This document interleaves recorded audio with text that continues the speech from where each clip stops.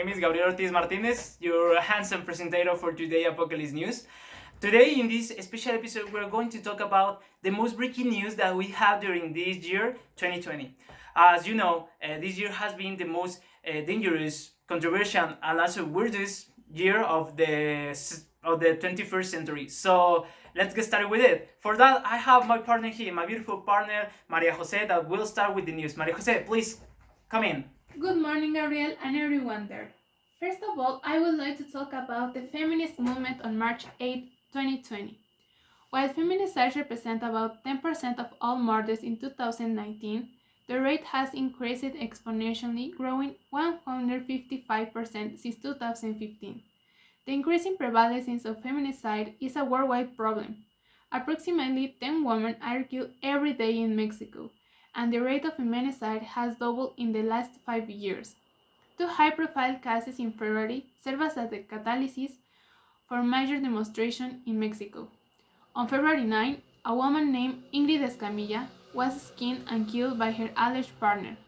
Just a few days later, a 7-year-old girl named Fatima was kidnapped, tortured, and murdered. These cases prompted dozens of protesters to go to Palacio Nacional in Mexico City, where they splashed red paint and graffiti on the main door. A national demonstration on March 8 in honor of International Women's Day drew thousands of protesters. The next day, tens of thousands of women took part in a nationwide walkout, disappearing for 24 hours from their schools and jobs. The largely leaders movement known as Un Día Sin Nosotras, A Day Without Us, was a statement challenging the government's perceived indifference to the growing issues of feminicides in the country. It's incredible that women are raising their hands, as other people that have been victims for violence for years. So, Gabriel, please talk us about the other movement that has occurred this year. Thank you, Majo. So let's continue with the news. The next news is a pretty hard news to the hit United States. So yeah, we're going to talk about George Floyd.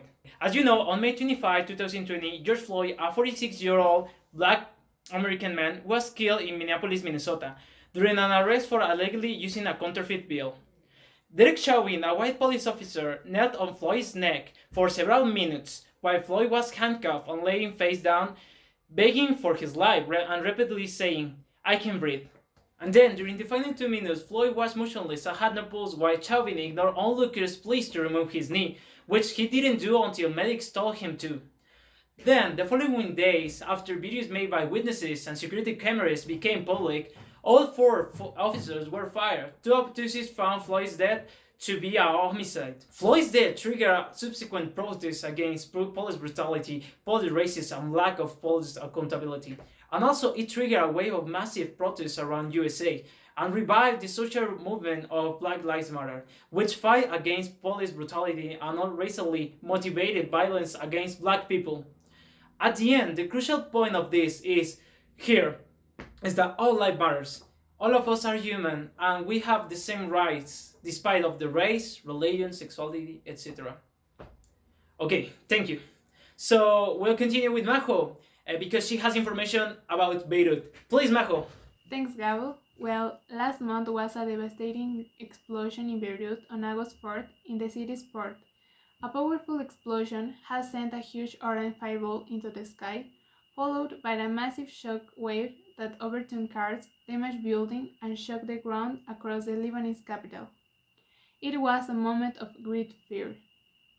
Lebanese authorities say that the explosion, which killed at least 222 people, injured more than 5,000, and left an estimated 300,000 people homeless, was caused by 2,250 tons of ammonium nitrate, a chemical compound commonly used as an agricultural fertilizer, which has been stored for 6 years at the port warehouse.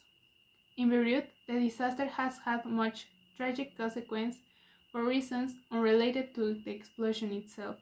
Also, last Thursday, September 10, a huge fire has broken out at the port, sending up a thick column of black smoke and raising new panic among the citizens. after last month's catastrophe.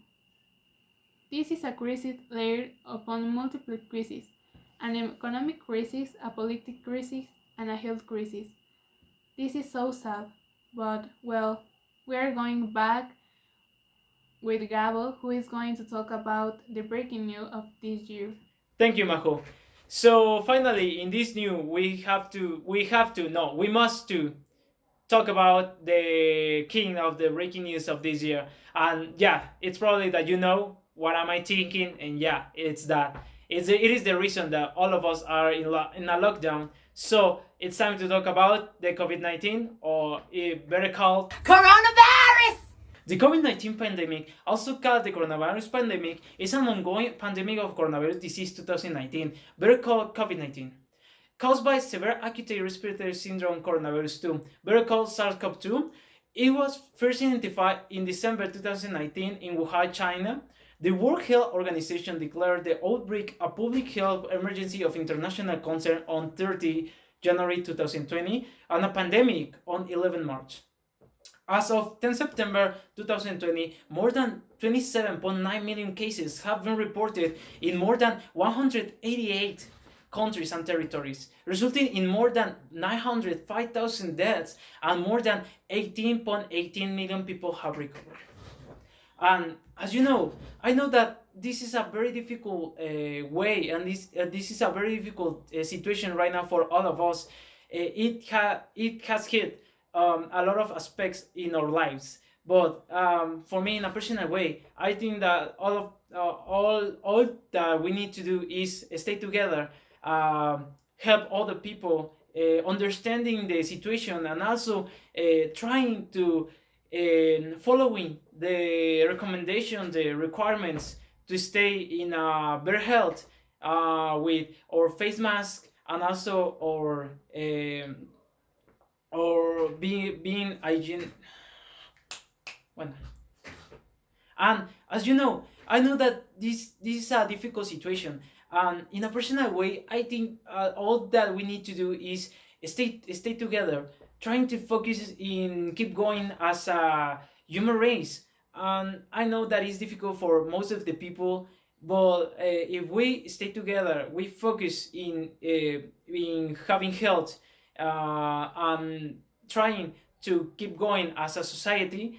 I do really know that in the future we'll continue with a better situation. And also, the most important thing is not losing the faith for us. I think that is all for this special episode of Apocalypse News. Thank you all for hearing us. Also, thank you, Majo, for staying with me in this special episode. She's so nice, and she agreed to help me with that. Thank you to the teacher, and I send my regards to them, to my partners in the classroom. See you. So, this is a recapitulation of the most controversial news for the first semester. See you soon, obviously, if we survive. Have a nice day.